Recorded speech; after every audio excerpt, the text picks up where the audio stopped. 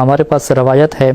کہ روایت میں یہ ہے کہ جب سیدہ نے یہ سنا کہ ان کے بابا نے جو ہے وہ ان کا عقد نکاح جو ہے وہ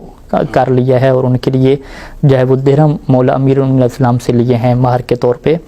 تو سیدہ رسول کی خدمت میں آتی ہیں اور کہتی ہیں یا رسول اللہ ان بنات الناس یتزوجن بالدراہم فما الفرق بینی و بینہن،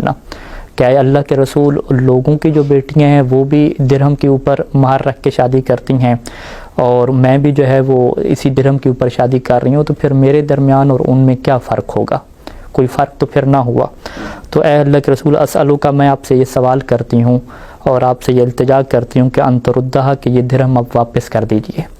مولا علیہ السلام کو جو درہم آپ نے رکھے ہیں یہ واپس کر دیجئے، وتدعو اللہ تعالیٰ، اور آپ اللہ سے دعا کریں ان یجعل مہری، کہ وہ میرا مہر قرار دے۔ کیا میرا مہر قرار دے؟ الشفاعۃ فی عصاۃ امتک، کہ آپ کی جو امت کے گناہ گار ہیں ان کے لیے شفاعت کرنے کو میرے لیے بطور مہر قرار دے۔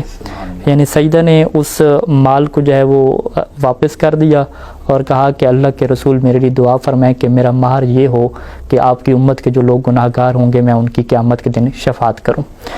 اور یہ جو ہے وہ اللہ کے رسول نے جیسے ہی دعا کی تو اب روایت کہتی ہے کہ فنازل جبرائیل علیہ السلام، حضرت جبرائیل نازل ہوئے، ومعہ بطاقۃ من حریر، ان کے پاس جو ہے وہ ریشم کا ایک ٹکڑا تھا کہ جس کے اوپر لکھا ہوا یہ تھا کہ جعل اللہ مہر فاطمۃ الزہرا شفاعت المذنبین من امت ابیہا، کہ اللہ نے فاطمۃ الزہرا کا مہر قرار دیا ہے کہ یہ اپنے والد کی جو امت ہے ان کے جو گناہ گار ہوں گے ان کی شفاعت کریں گی، تو یہ شفاعت ان کے لیے مہر ہے۔ اور پھر روایت کہتی ہے کہ جب آخری وقت آیا سیدہ کا تو سیدہ نے یہ وصیت کی تھی کہ یہ جو ریشم کا ٹکڑا ہے جس کے اوپر یہ لکھا ہوا ہے کہ میرا مہر اللہ نے اس امت کے گناہ گاروں کی شفاعت کرنا لکھا ہے، یہ ٹکڑا میرے ساتھ کفن میں میرے ساتھ کیا رکھا جائے۔ اور روایت کہتی ہے کہ قیامت کے دن سیدہ اسی ٹکڑے کو لے کر آئیں گی اور پیش کریں گی کہ اے اللہ میں جو ہے وہ اس امت کے گناہ گاروں کی شفاعت کرتی